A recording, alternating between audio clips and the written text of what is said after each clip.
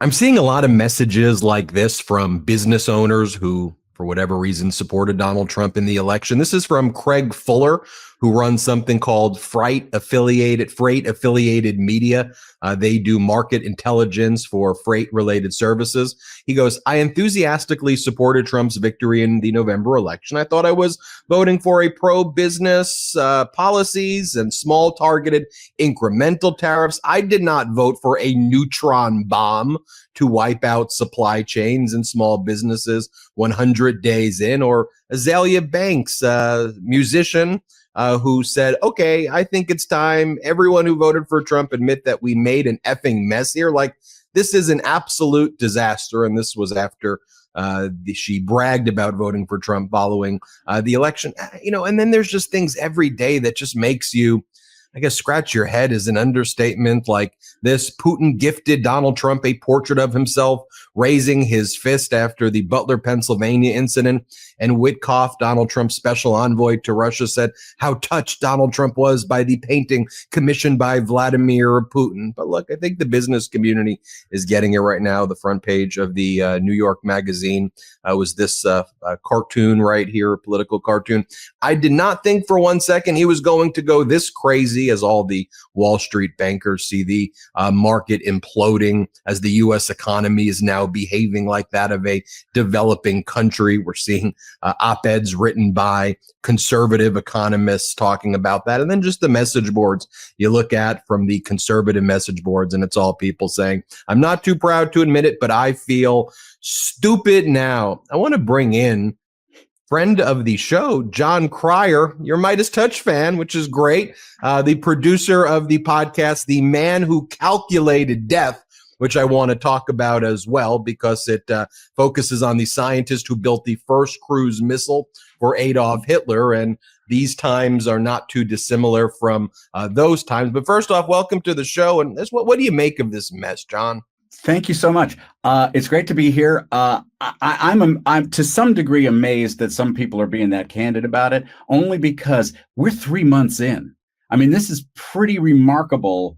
This is supposed to be a honeymoon. This is supposed to be Trump's honeymoon. Trump's honeymoon is very bumpy so far. And, a lot of the sort of more cultish aspects of Trumpism will be much, much harder to dislodge from people because it's similar to Brexit. There's very few people in Britain who are willing to just say, wow, that was just a dumb idea. I can't believe I fell for that. As supposedly Mark Twain said that it's much easier to con somebody than to convince them that they've been conned. Jon, what's your overall assessment of just what's taken place, just you personally, in the past 100 days? Worse than expected? Is this what you expected that he was going to do? How do you try to, speak about this or come to some understanding of what the hell's going on? Well, I come at it, even though I'm an actor. I love history. I love it just keeps repeating, and this type of thing has happened in authoritarian governments in the past. Berlusconi attempted it most recently. This has happened before. He is as bad as I expected. I had pointed out before the election that it won't be tanks on every corner. He'll be turning the United States into an authoritarian state through fear.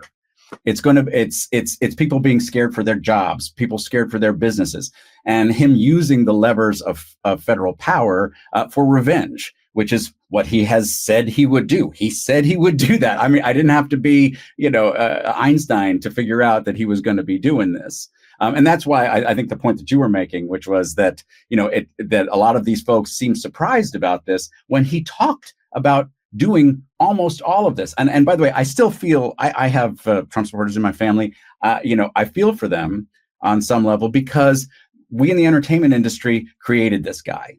We created this image of this billionaire, brilliant guy, and it was never him. He was always kind of a moron. He still doesn't understand what tariffs, how they work on the most basic level. He's got this weird Fox brain that's just been addled by 40 years of Fox. And so he actually believes this war to, this trade war to onshore these manufacturing jobs will actually work. It's there's a million reasons that it won't. And this is as bad as I thought it was going to be. I think you once made a statement saying that Donald Trump is almost like a Charlie Sheen of politics. And you said, look, there's charismatic aspects of Charlie Sheen. I liked working with the guy, but there was a lot of other things going on, yes. there as well. A lot. Yes, that's an understatement. A lot of things going on is going to be on his tombstone. And we're not going to go into that, but, this malignant narcissistic profile, this personality of somebody who's able to, I think one of the things you said is like just totally full of shit, like someone who could be totally full of shit, but who can convince people of things to just do things against their interest over and over again. I mean, and you see that he talked about the cult aspect of it. So I don't know, maybe speak to that, because in the entertainment industry, you see these charismatic personalities who are able to, get people to do things against their interest frequently. Yes, but to be clear, as many of the issues that Charlie faces, I do think he'd be a better president. So I don't know that it's fair to completely lump the two of them together. No, the thing I was pointing out was that at the time when I made that comment, Charlie was still just going off and saying whatever stupid tiger blood comment he was making, and Trump has always been comfortable with saying whatever stupid thing he said, because most people sort of wrote him off as harmless and didn't hold him responsible for those things. And I think part of his allure to the people who like him is that he says whatever stupid thing he's thinking. They think, well, that's him being authentic.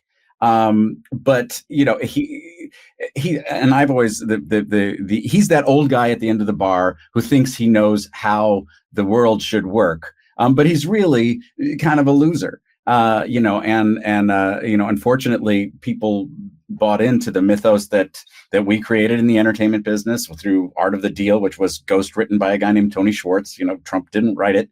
He didn't write any of the books. The Apprentice was, they had to work so hard to make him look like a billionaire on The Apprentice. They had to, that boardroom was a set because the real Trump Tower looked so cheesy. It was common knowledge in the business that he was not a particularly successful real estate magnate, but he was a fun character. And that character has really stuck with people for all these years. There's still people who are surprised that he doesn't actually have a lot of business acumen. John, why do I think the headline coming out of this interview is going to be Jon Cryer? Charlie Sheen would make a much better president than Donald Trump. That's by far. Fine. Let's pivot though to talk about your podcast and your podcast in general. The most recent one you produced is The Man Who Calculated Death. You're focused on a scientist who built the first cruise missile for Adolf Hitler. It then kind of goes into this murder mystery aspect as well. But this is your focus right now, focusing on, I think these historical parallels to this moment, approaching it, from this almost true crime lens to also shed light on the modern moment through these historical experiences. Can you talk about this show? I would love talking about this show because it's been like the last 6 years of my life. It's an incredible story, but we didn't mean for it to be relevant. That the story ends up being about a family surviving their country falling to authoritarianism wasn't supposed to be relevant when we started this story. But unfortunately, events transpired. No, what happened was the way this story came about is Suzanne Rico, a friend of mine and a friend of my wife's, sort of blithely mentioned at a dinner party once that her grandfather was one of Hitler's most important scientists. I was like, wait a minute, I'm sorry, that's not dinner party conversation. You're going to have to back up and tell me this story. And it turns out she had been, her mother had died recently, and her mother on her deathbed had admitted that she had written a memoir, but she wouldn't be able to finish it. And she wanted Suzanne to finish it for her. And Suzanne was a journalist. She was an anchor woman here at the CBS affiliate here in Los Angeles. And so Suzanne spent an enormous amount of her life. She spent the last 6 years of her life researching her family's history, and found this dark mystery sort of at the heart of it, which was that her grandfather, who was this genius aircraft designer, who never had personal bigotry towards anybody in particular, never had impulses towards authoritarian rule, became incredibly important to Adolf Hitler, and did some horrifying things in the service of the Third Reich. But at the end of the war, his wife was killed in a mysterious bombing. So Suzanne just took it upon herself to solve the bombing and find out who did it and why. And she made a podcast about it. That's one of the most amazing things that I've ever listened to. And it's been lovely to be a part of it. So we all have decisions to make in these moments. You're seeing universities bend the knee. You're seeing universities stand up. You're seeing law firms bend the knee. You're seeing law firms stand up. You're seeing Hollywood studios bend the knee. You're seeing Hollywood studios stand up. How do you process this moment where courage is needed, but as you go into In the Man Who Calculated Death, the fear is real and palpable, and people are reacting to it differently. But ultimately, in my view, history is going to judge where you are in these moments, and you can't ever bend the knee. You can't obey in advance. But how do you think about that?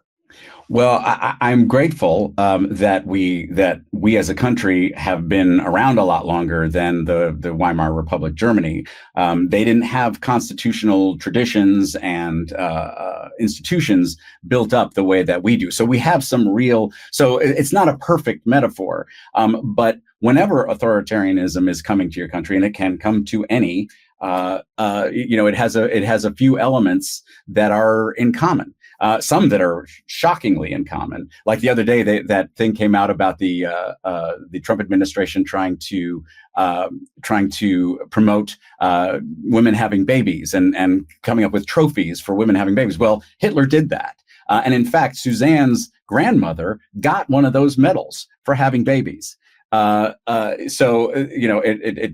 history doesn't always repeat, but it certainly rhymes.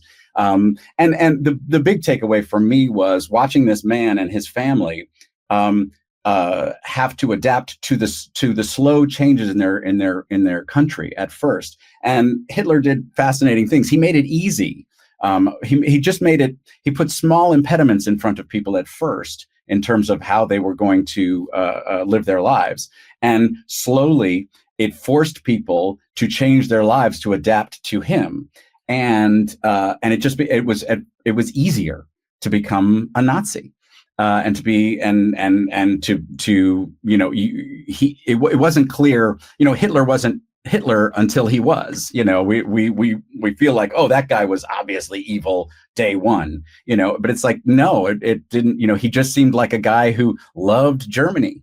He had a coup that didn't quite work. But he went to jail and made so many speeches that were so beautiful and got people so excited about being German again that he came out of jail more powerful than he'd been before. And everybody said, well, at least that guy really loves Germany, But again,